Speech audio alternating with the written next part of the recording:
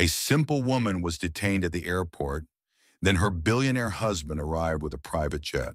Tasha Williams was escorted to a cramped waiting area in the airport's economy section. Airport staff had decided she looked too poor to be a legitimate traveler. That was their first mistake, because less than a day later, her billionaire husband arrived with a private jet, leaving everyone who humiliated her utterly speechless. Before diving deeper into this story, I'd love to hear your thoughts. Let me know where you're watching from, and if stories like these touch your heart, please share your thoughts in the comments section and consider subscribing to my channel. The tension builds in the middle of the story, leading to an unforgettable ending, so don't miss a moment. Tomorrow I have another special story waiting just for you. Tasha Williams stepped into gate B32 of the city's largest international airport, carrying a simple, worn-out suitcase. She was dressed in a faded gray cardigan, a white t-shirt, and a pair of comfortable jeans. Her sneakers, once fashionable, were now scuffed from years of use. She didn't look like she belonged in the bustling terminal full of businessmen with polished shoes, fancy roller bags, and first-class lounge invitations. No one noticed her at first. She was invisible, but that would change very soon.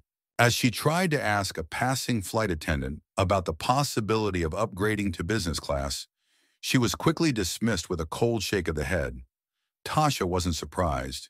She didn't look the part of a customer who would be welcomed into the business class seats, and she certainly didn't expect any special treatment.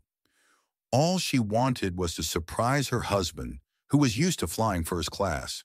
But when she was told there was no chance of an upgrade, she took a deep breath and found a quiet corner in the waiting area, clutching her purse tightly in her lap. Her name was Tasha Williams. She was a simple woman with simple needs, but today, even those seemed out of reach. As she sat there, a strange calm washed over her. She looked around at the crowd of travelers bustling by, feeling like an outsider. The busy terminals, the polished suits, the leather briefcases, the people talking on expensive phones.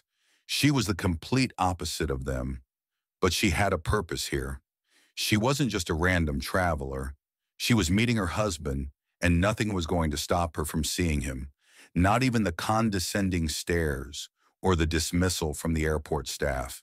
Then the trouble began. About an hour before boarding time, a stern-looking TSA officer did a random sweep of the seating areas, checking for suspicious persons or items.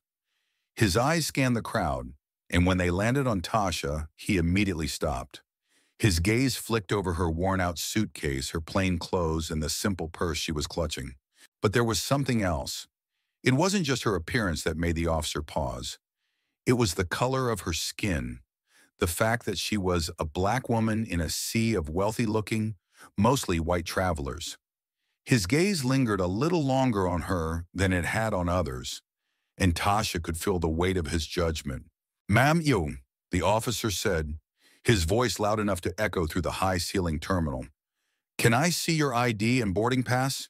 Tasha smiled nervously and handed him her documents, feeling the eyes of the other passengers on her. She tried to remain calm, but the officer was already scrutinizing her with a judgmental look. He flipped through her papers slowly, taking extra time to examine them.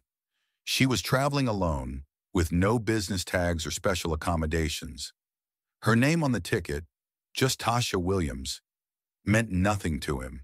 He could already tell she didn't belong here. "Where are you flying today?" he asked. "Vancouver," Tasha answered, swallowing hard. "Just a short trip." The officer's eyes narrowed as he looked at the minimal luggage by her side. "And what's your reason for travel?" he continued, his voice growing even more skeptical. Tasha hesitated. "Personal visit," she said softly. "Just going to visit my husband." The officer's eyes flicked to her again, then to the worn suitcase by her side. "Where's your husband now?" he asked, his tone growing more and more suspicious. Tasha shifted uncomfortably. "He's not with me. He's traveling separately," she replied. The officer stared at her for a moment longer, then barked, "Wait here," as he stepped aside to speak quietly into his walkie-talkie. Her stomach churned. She tried to stay calm, but something about this felt wrong. She had traveled plenty of times before without any issue, but now she was stuck in a situation she couldn't control. Her name was run through the system, her every move scrutinized, and just when she thought things might calm down, another officer joined in, his expression even colder. "Follow me," the first officer instructed. "You need to be held until we verify everything." Tasha's stomach twisted. She didn't understand why this was happening. What was wrong with her appearance? Was it because she didn't look wealthy enough? Didn't have the right kind of suitcase or the right brand of shoes? The thought sent a wave of shame through her as she was led to a small, curtained-off section of the terminal. Tasha sat in the small, curtained-off section of the terminal, the harsh, fluorescent lights casting a cold, sterile glow over her. The air was thick with tension. She could hear the distant murmur of voices, the faint sound of footsteps echoing down the corridor. But in here, she was isolated under suspicion for reasons she couldn't understand. It wasn't just about her luggage or the lack of business class tags. It was about who she was, how she looked, and the assumptions made based on her skin color. Her mind raced. Why was she being treated like this? What had she done wrong? All she wanted was to visit her husband in Vancouver, a simple trip. But the longer she sat there, the more she realized it wasn't just her being here that was the problem. It was the fact that she didn't look the part. In this world of luxury and polished perfection, she was an anomaly, and that made her a target. As she sat in the metal chair, her heart heavy with frustration, she overheard snatches of conversation from the airport staff outside the curtain. Two workers were speaking in hushed tones, but loud enough for her to hear. Their voices were thick with disdain. "Did you see her?" One of them laughed, her tone mocking. "She looks like she could barely afford the ticket, let alone anything else. What's she even doing here?" The other voice responded with a scoff. "Probably trying to scam her way through the airport. Who knows, she probably got that ticket from some sketchy source." Tasha's face burned with humiliation. She clenched her fists in her lap, forcing herself not to react. Was this really happening? Was she being treated like a criminal simply because of her appearance? It was as if the color of her skin had already determined her worth in the eyes of the people around her. The next few minutes felt like hours. Every few minutes, a new officer or staff member would pass by, eyeing her with curiosity, suspicion, or just outright judgment. She tried to keep her breathing steady, to remind herself that she hadn't done anything wrong. But it was hard to hold on to that calm when she could feel the weight of their gaze on her, sizing her up, deciding her fate before even hearing her side of the story. A few minutes later, the door opened again, and another officer entered.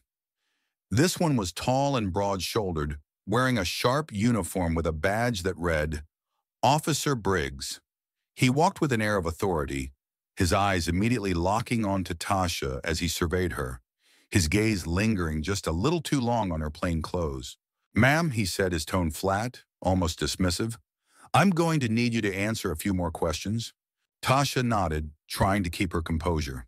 She had nothing to hide. "Of course," she replied softly, but the words felt foreign in her mouth. She had already answered so many questions, but here she was, still being treated like a criminal. Her nerves were beginning to fray at the edges, but she fought to hold herself together. "Where did you get your flight ticket?"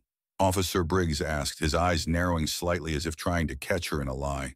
"I booked it online," Tasha answered, the words coming out more confidently this time.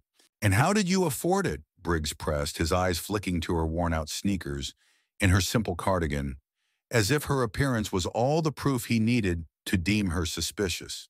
Tasha's stomach twisted at the question. "I have some savings," she said, her voice steady but her hands shaking. "My husband helps sometimes. He's financially secure." Briggs' expression didn't change.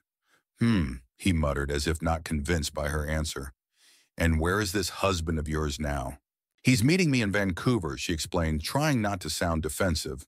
Briggs paused, giving her a long, hard look. "Sounds a little too convenient," he said coldly. "You're telling me your husband is just meeting you there? No flight together? No plans together?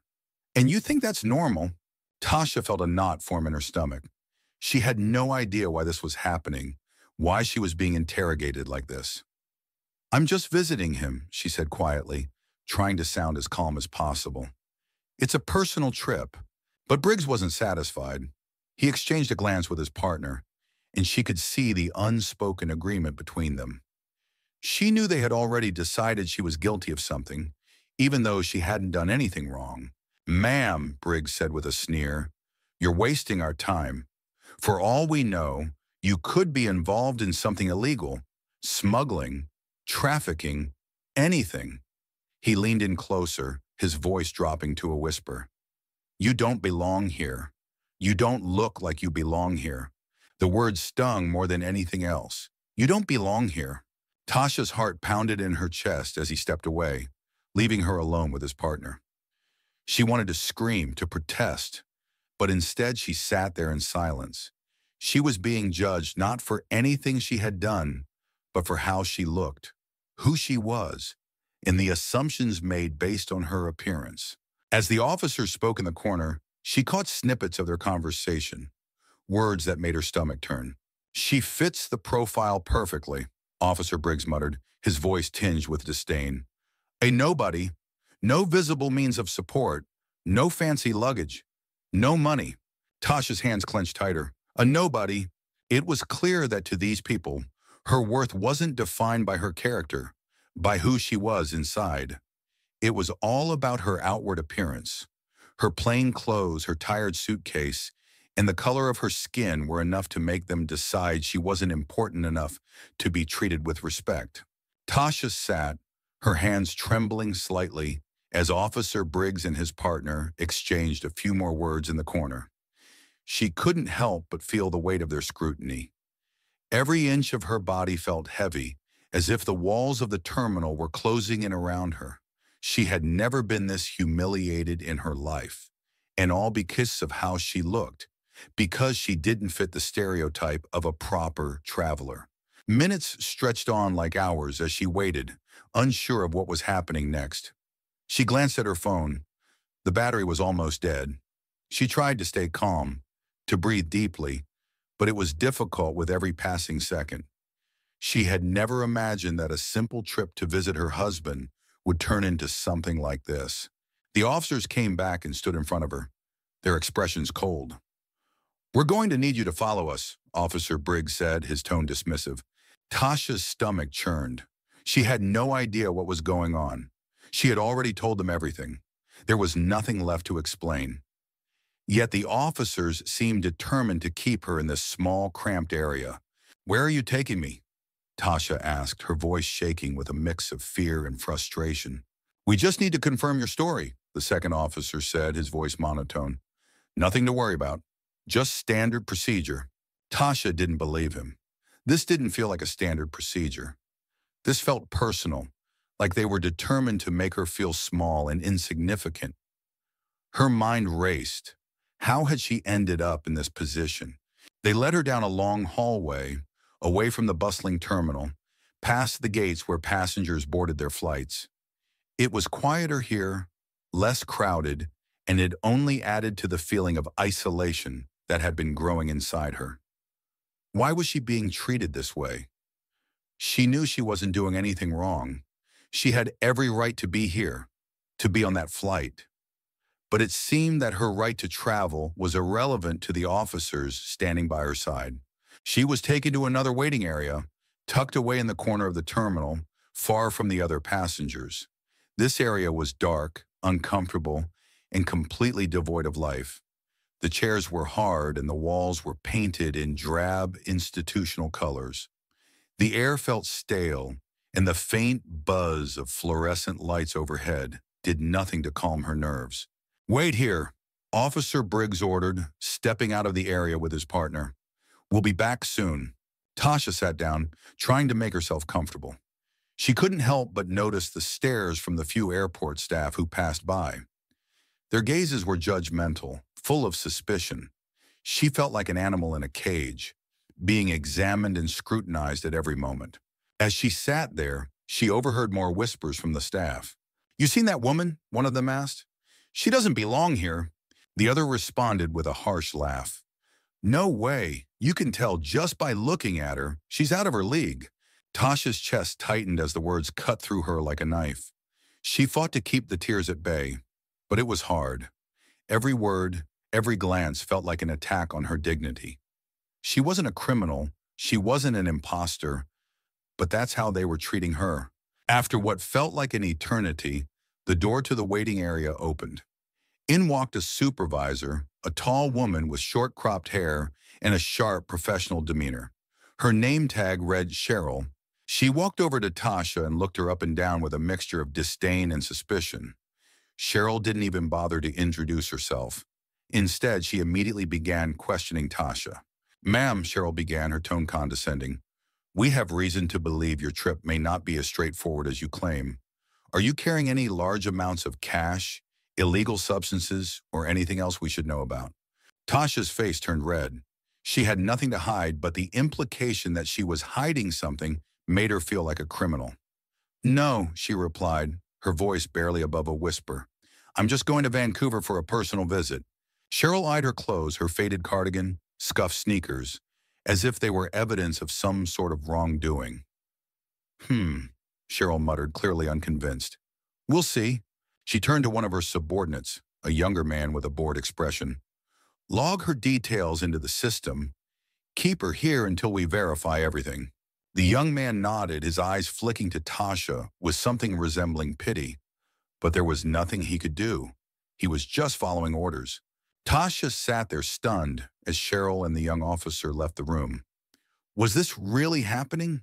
She was being treated like a criminal for no reason other than her appearance. She couldn't shake the feeling that her skin color had played a large part in how she was being treated. She was black, dressed simply, with no sign of wealth or privilege. And that was enough for the officers to decide she didn't belong. Tasha sat motionless in the sterile waiting area, her mind racing as the seconds stretched into what felt like an eternity. The fluorescent lights buzzed overhead, the hum of the airport almost deafening in its emptiness. She glanced at her phone once again. No messages from her husband, Adam. No way to reach him. Her anxiety crept up in waves, tightening her chest. She had been detained for what felt like forever, all because of how she looked, how they had judged her. But she knew something wasn't right. She was about to be unjustly treated as someone who didn't belong, when all she had done was follow the simple plan of meeting her husband in Vancouver. It wasn't fair. She wasn't a criminal. She wasn't doing anything wrong. Why did they have to keep her here, behind closed curtains, as if she was something to be feared? Just then, the door to the waiting area opened, and the same TSA officer, Officer Briggs, walked in with his partner. They had the same stern, impassive look on their faces as before, but there was something different now. Their demeanor had shifted from mere suspicion to something more serious, more dangerous. "Ma'am Rajshun," Briggs said, his voice colder than it had been before. "We've run your name through the system again. There's a discrepancy with your ticket." Tasha's heart skipped a beat. A discrepancy? Her palms grew clammy as she fought to keep her composure. "What do you mean? I'm just traveling for a short visit. I've done everything according to the rules." "Please follow us," Briggs ordered, not waiting for her to respond. The words discrepancy echoed in her head, and all she could think of was how she had been trapped here for no reason. They were making up excuses now. As they walked, she tried to steady herself, but the feeling of being judged, of being deemed unworthy, weighed heavily on her. The officers led her to yet another part of the terminal, this one even more isolated than the previous one. They walked through a door into a small office that smelled faintly of stale coffee and paperwork. This time, a man in a sharp black suit was sitting behind the desk. His posture was confident, almost intimidating, and his presence filled the room. The moment he saw Tasha, his eyes narrowed slightly.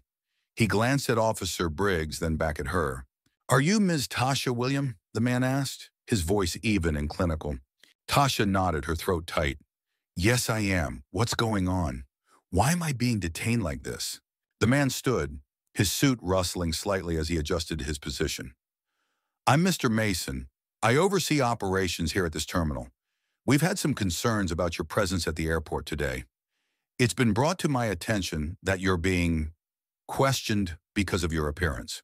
Tasha's heart pounded. Was this some sort of joke? She wasn't an anomaly. She didn't deserve to be treated like this. She wasn't a criminal. She was just a black woman, dressed simply, but still a woman with every right to be at this airport. She was on the same level as everyone else. Her voice cracked slightly. I've done nothing wrong. I'm just here to visit my husband. I don't understand why I'm being treated like this. Mr. Mason stared at her for a moment. Then unexpectedly, he sat back down and gestured for her to do the same. I'm going to be blunt, Ms. Williams. I've seen the reports. I know what's been going on. I've spoken to some of the staff, and it's clear that there's been a grave misunderstanding here. Tasha blinked in confusion. What misunderstanding? He paused for a moment before speaking again, his tone softening slightly. There's been profiling, Ms. Williams. You've been judged based on your appearance. It's been noted that you don't look like the kind of person who would be traveling here. You've been treated with disdain and suspicion simply because of how you look. The color of your skin, the clothes you wear, the fact that you don't fit the stereotype of a first-class traveler. Tasha sat frozen. She felt the weight of his words sink in, and for the first time, she felt acknowledged. It wasn't just the rude looks, the cold treatment, or the dismissive attitude she had encountered from staff. It was the racial bias that had played a role in her detention. She had been profiled. Mr. Mason sighed deeply, his expression hardening. It's not right. It's completely unacceptable. I can assure you, this will be addressed immediately. Tasha didn't know what to feel. Relief? Yes, but also a deep, simmering frustration. She didn't want just words of apology. She wanted real change. She wanted justice, not just for herself, but for all the other people who had been mistreated in the same way. People like her, who were judged on their appearance and made to feel like they didn't belong. I want to make sure this never happens again, Mr. Mason continued. I'll personally ensure that this airport takes action. We will retrain staff on the importance of treating all passengers with respect, regardless of their race, clothing, or background. Tasha nodded, but there was a deep sadness in her eyes. I don't need your apology. I need you to make sure no one else has to go through what I did. Mr. Mason's gaze softened. You have my word, Ms. Williams. We will make this right. As the minutes passed, Tasha's phone rang, and she quickly grabbed it. It was Adam, her husband. Tasha, where are you? His voice was filled with concern. I'm still at the airport, she replied, her voice trembling. I've been detained. They treated me like I was a criminal. Stay right there. I'm coming for you, Adam said firmly. Tasha stood in the small office, her phone pressed tightly to her ear as Adam's voice filled her with relief. After all the humiliation, all the judgment, hearing his voice was like a balm to her bruised spirit. She wasn't alone anymore. I'm on my way, Adam said again, his tone firm. I'll handle this. Don't worry. Tasha swallowed hard, trying to keep herself composed. Thank you.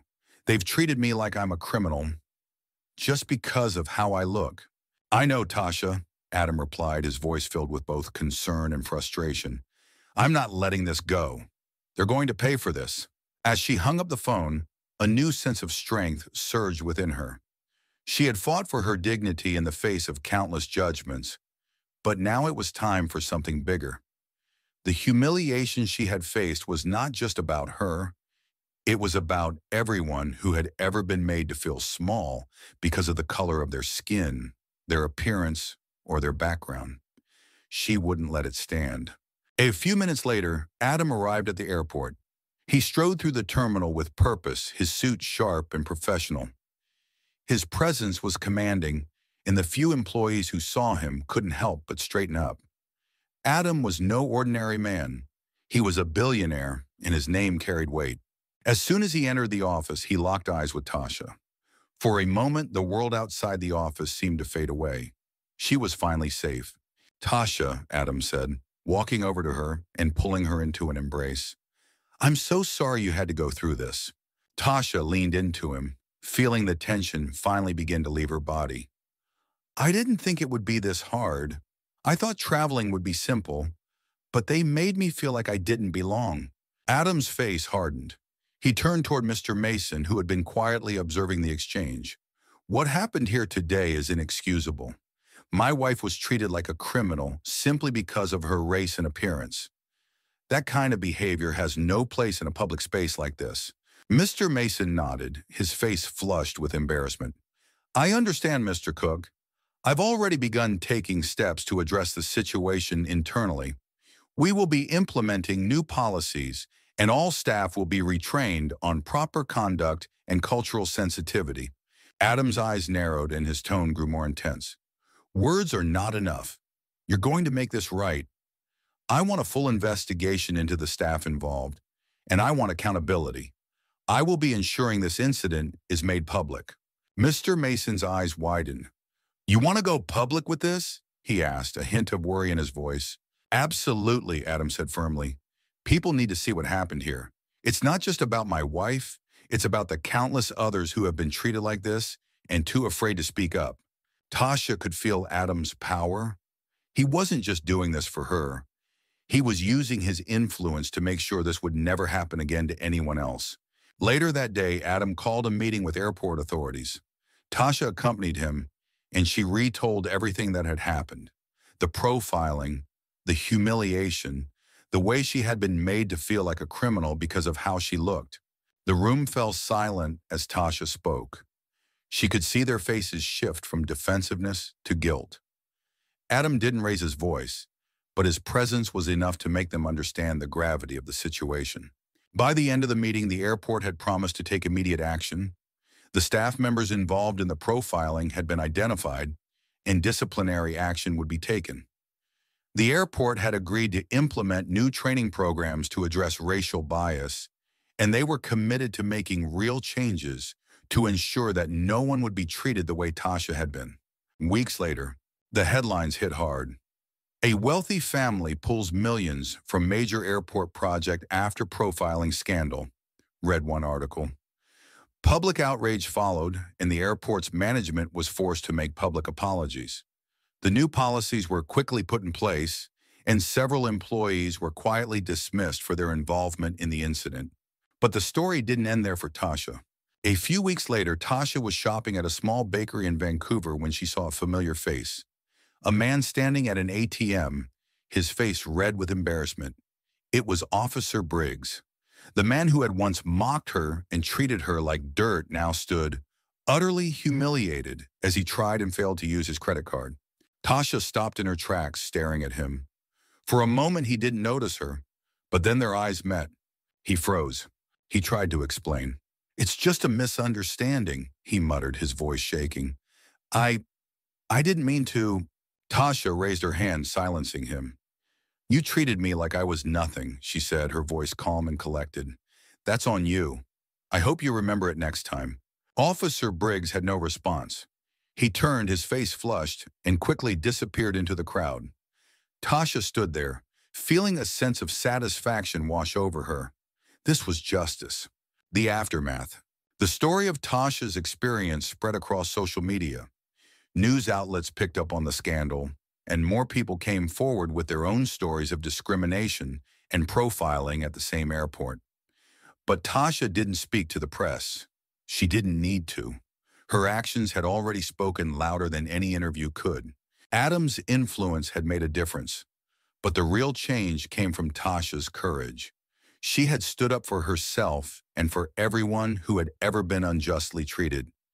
She had exposed the ugly truth about how people were judged based on their appearance and skin color. As the days passed, Tasha felt lighter.